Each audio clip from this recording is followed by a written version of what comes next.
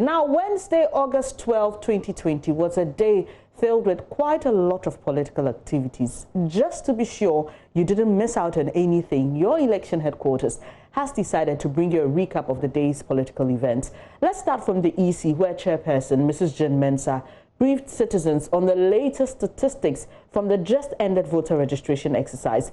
The provisional figure for total persons registered is 16,963,306. Key among the issues that came up during the briefing was the existence of foreigners, possibly, and minors in the new role. It is evident that most of the challenge cases were from border regions, with the exception of Ahafo. And it gives reason to assume that the challenge cases relate to citizenship issues emanating from the infiltration of foreigners. At a later date, we will shed more light on our findings. The Commission is mindful of the infiltration of foreigners at a number of our registration centers. Additionally, we are aware that a number of minors have found their way into the register. We are confident that the challenge processes initiated at all districts throughout the country will unearth these illegal persons and rid the register of those who do not qualify to be thereon. We are confident that the register that would be used for the 2020 elections will be a wholly owned Ghanaian enterprise, reflecting qualified Ghanaians and Ghanaians only.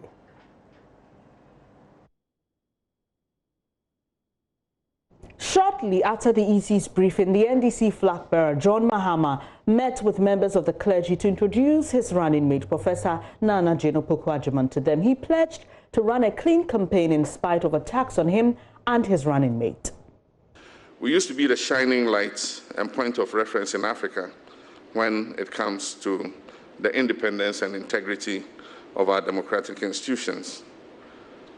Today, all these gains we proudly achieved as a people, as a country, are being eroded and setting us back several decades.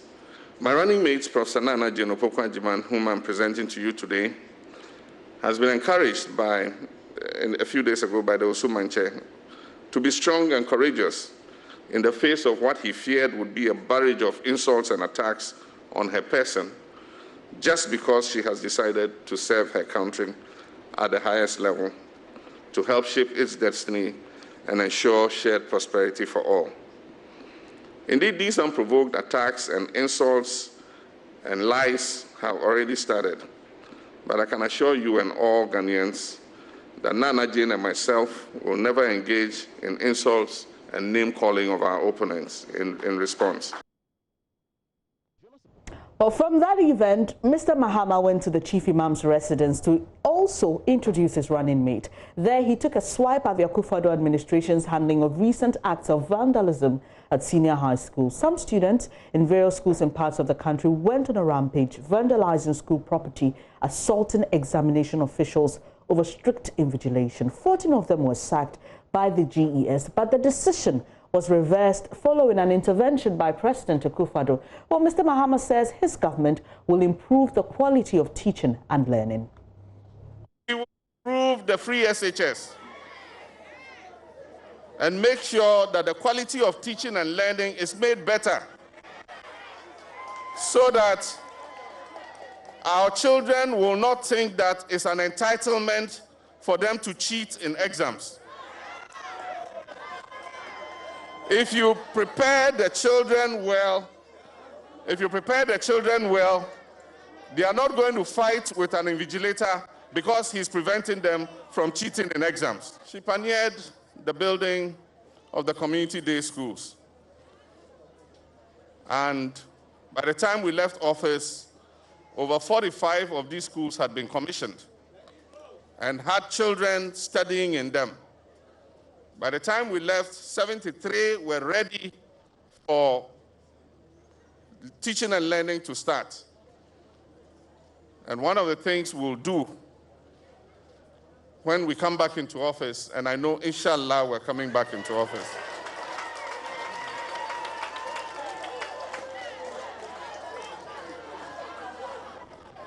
is to complete the 200 community day schools that we began.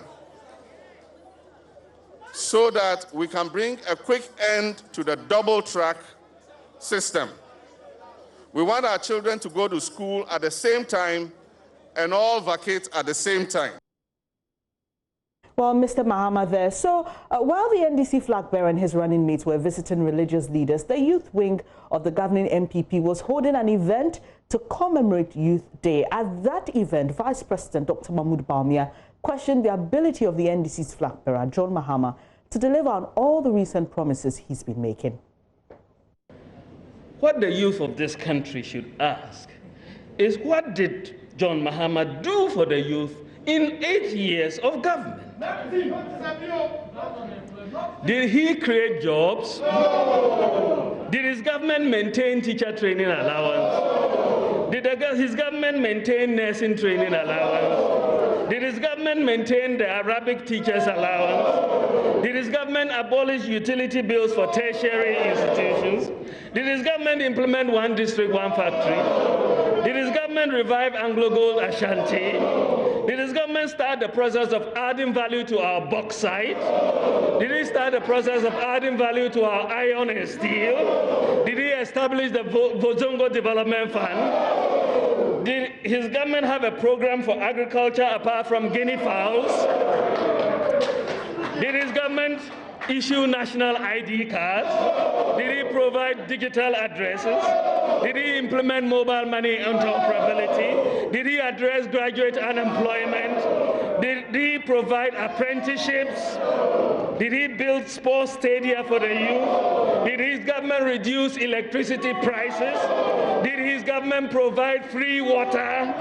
Did his government did they even think of providing free Wi-Fi for senior high schools? Did his government do anything about stopping the collapse of financial institutions, which started under his watch? Did his government pay depositors of collapsed financial institutions under his watch? Did his government pay teacher arrears? Did he pay NHIS arrears? Did his government absorb the fees for BEC and WACC examinations? Could you apply for passport online? Could you renew your NHIS membership online? Could you transfer mobile money across telephone networks? Could you apply for scholarships online? Did he provide free TVET? Did he provide free SHS?